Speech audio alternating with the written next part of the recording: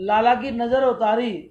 और देखो, जो मैं थोड़ी देर पहले आपसे कह रहा था, जो मैंने कथा के आरंभ में आपसे कहा था कि नज़र उतारने की प्राचीन पद्धति क्या थी, आज मेरी मैया उसी पद्धति से लाला की नज़र उतार रही है। गोमूत्रेण स्नापयित्वा पुनर्गोरज सार्भकं रक्षां चक्रुश्च शक्रिता द्वादशांगे सुनाम भी। मेरे लाला को पहले तो गोमूत्र से स्नान करवाए और फिर सब अंगन में गोरज लगाई और फिर 12 अंगों में गोबर लगा करके भगवान के केशव आदि नामनते अपने लाला की रक्षा करवे की बात कही, लाला की नजर उतारी। अच्छा देखिए भाई,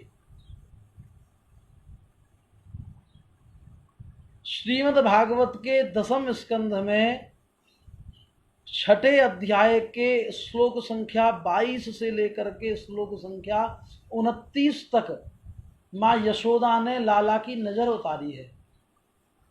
ये ठाकुर जी के ही नाम है इन 8 श्लोकों में। और इन 8 श्लोकों को बालकों का सुरक्षा कवच माना जाता है। आपके घर में कोई छोटा बालक हो, उसको कोई पीड़ा हो रही हो, उसको कोई कष्ट हो रहा हो, तो इन श्लोकों का पाठ करके उसको उसके कष्ट से मुक्ति दी जा सकती है, उसकी वो पीड़ा कम की जा सकती है, ठाकुर जी का आशीर्वाद उसे प्राप्त हो सकता है।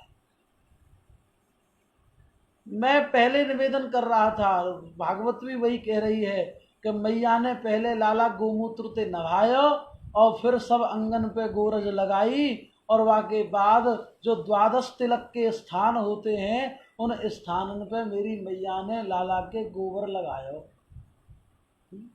गोमय लगाया।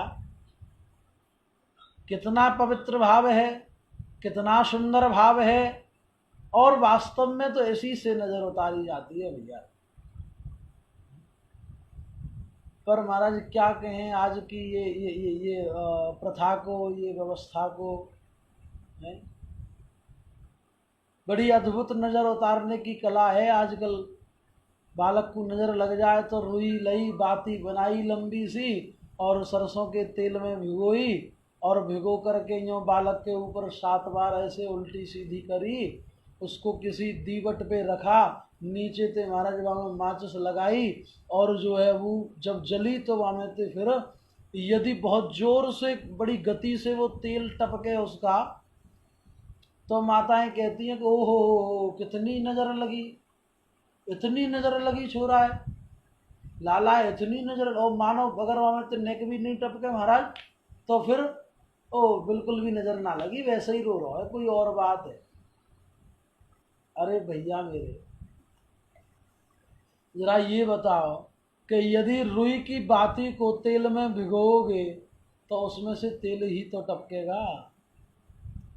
अब बात इस पे है कि आप कितना तेल उसमें लेते हो।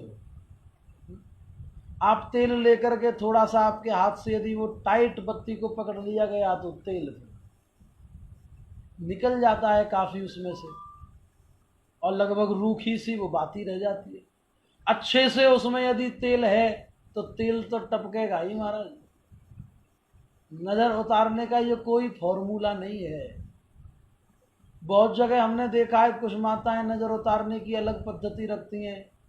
साबुत मिर्च लेंगी महाराज लाल सूखी, और सूखी लाल मिर्च ले गई ये बालक के ऊपर 5-10 बार 8 बार 7 बार 11 बार उसारेंगी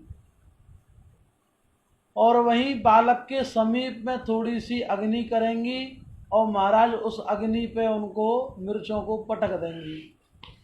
और जो अगर महाराज उन मिर्चों से यदि धांस उठी तो बड़ी जोर की नज़र, और धांस नहीं उठी तो बिल्कुल भी नज़र नहीं। मुझे ज़रा ये समझाओ, क्या ऐसा हो सकता है कि मिर्चों में से धांस न उठे? अरे मिर्च गिरोगे तो धांस उठेंगी, और धांस उठ रही है तो मैया कह रही हो कैसी नज़र ही अब उतर गई सब नज़र।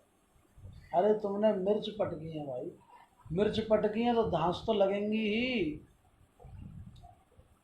हमारा सनातनी जो पद्धति है, सनातनी जो प्रक्रिया है बालक की नज़र उतारने की, वो प्रक्रिया यही है कि गौमूत्र से स्नान करवाओ और गोरज सब अंगों पर लगाओ, गोमय से द्वादश तिलक करो।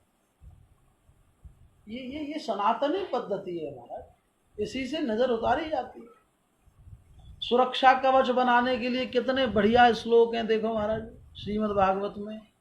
अव्याधजोंघ्रिमणिमांस्तव जानवथोरु यज्ञोच्युतः कटितटं जठरं हयास्यः हत केशवस्त्वदुरुईशैनस्तु कंठं विष्णुर्भुजं मुखमुरुक्रमैश्वरकम्।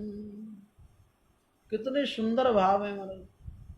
अजन्मा भगवान तेरे पैरों की रक्षा करें, मणिमान घुटनों की, यज्ञ पुरुष जांघों की, अच्युत कमर की और हयग्रीव पेट की, केशव हृदय की, ईश वक्षस्थल की, सूर्य कंठ की रक्षा करे, विष्णु बाहों की रक्षा करें, उरुक्रम मुख की रक्षा करे और ईश्वर तेरे सिर की रक्षा करे।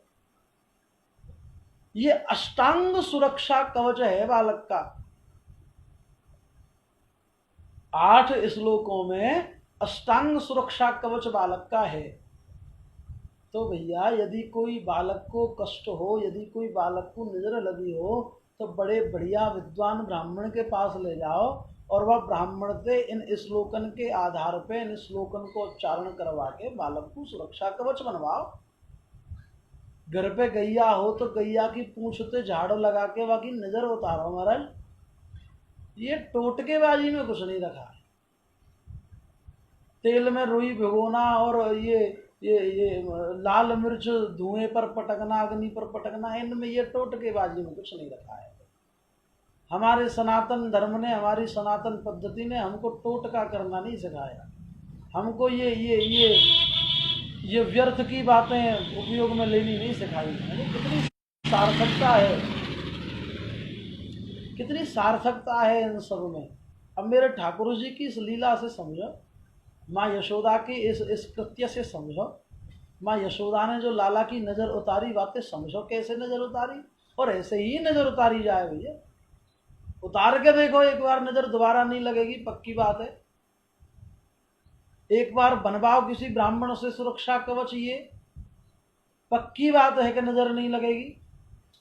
पर विश्वास तो करो ना इन धर्म ग्रंथों पर, ठाकुर जी की लीलाओं पर विश्वास तो करो महाराज।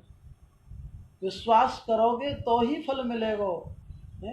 विश्वासम फलदायकम, ये पुरानी व्यवस्था है, पुरानी बात। विश्वास करोगे तो फल मिलेगा। अच्छा, मुझे एक कथा याद आ गई बड़ी बढ़िया, एक छोटा सा दृष्टांत याद आ गया है, सो मैं आप लोगों को सुना देता हूँ।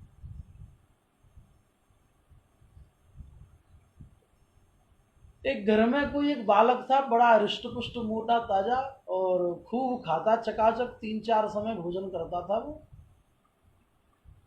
पर महाराज कोई काम की यदि उससे कोई कहे तो फिर वो काम नहीं करता था।